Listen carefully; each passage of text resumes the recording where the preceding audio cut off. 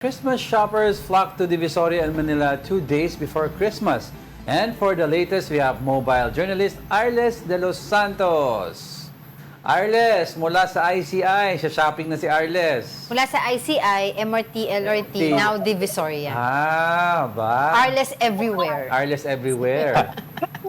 Magandang umaga, Angela at Diego. Naku, alam nyo, umaga pa lang napuno na ng iba't ibang mga tugtugan at nagsilinya na nga sa mga kalsada dito sa Divisoria ang iba't ibang mga panregalo at mga gamit panghanda sa Pasko, no? Kung saan marami tayong mga kapatid ang maagang nagsipunta dahil ayon sa kanila, ayaw daw nilang maipit, no, sa mainit na sikip na mga daan dito, at bukod pa dyan ayaw nilang masunog, no, sa mainit na sinag ng araw maya-maya lamang. Kumpara daw sa kahapon, mas kakaunti daw yung tao dito ngayon. Pero kanina nung tinignan natin yung mga presyo, no, ng mga bilihin dito, Angela at Diego, naku, affordable naman. Maaari ka nang bumili ng terno para sa mga regalo pang bata ng kakalaga lang ng 65 pesos. May mga t-shirt na 150 pesos for two na rin. And then yung mga panglamisita, no, yung cover, table cover, meron ditong 100 piso kada metro. Iba-iba na yung kapal niyan. May manipis, may makapal, may magaspang, may smooth. And dito nga kung makikita ninyo sa likuran ko, dahan-dahan na rin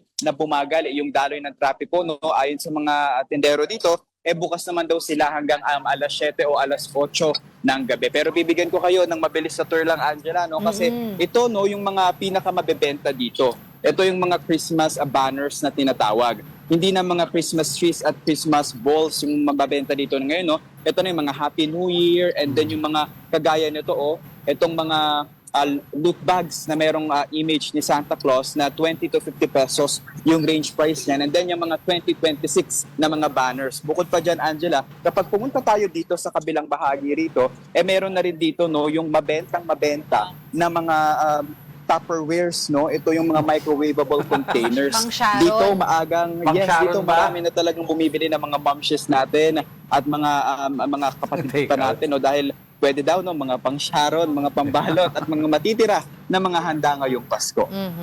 Yeah, go ahead. Well, Arles, kailan ba nagsimula na magkaroon ngayon, ano, at magpuntahan yung mga tao dyan sa Divisoria? Because I remember few weeks ago, dumadaing yung mga tendero-tendera dyan Wala sa daw Divisoria na parang matumal at talagang karamihan daw sa mga mamimili ay nag-online shopping na lang.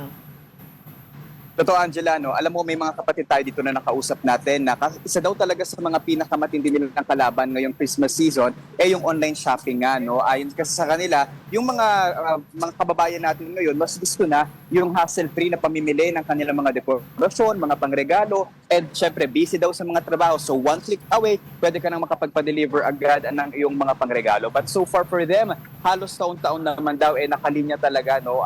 Buong taon, nakalinya yung kanilang mga paninda dito. Nagbabago na lamang pag season na. So may mga balik sa eskwela, merong summer, and then ngayon itong Pasko. So iba-iba na naman yung nakahilera nila ditong mga paninda. But at least for them, no, yung iba dito 1 month na daw na nakahilera dito yung kanilang mga panindado. For the first 2 weeks ng December, mas mabenta daw yung mga Christmas decoration, no, yung mga pampasko, yung Christmas tree, kagaya nga na nabagit ko kanina. Though ngayon daw, since nakapag-decorate na yung ibang nating mga kapatid, mas mabenta na talaga yung mga dekorasyon and yung mga mementos, no, yung mga regalo na pwedeng ibigay sa kanilang mga kapatid, kaibigan, at iba pang mga pwedeng pagregaluhan. Alright, maraming salamat sa iyong oras. That was our mobile journalist, Arles de los Santos.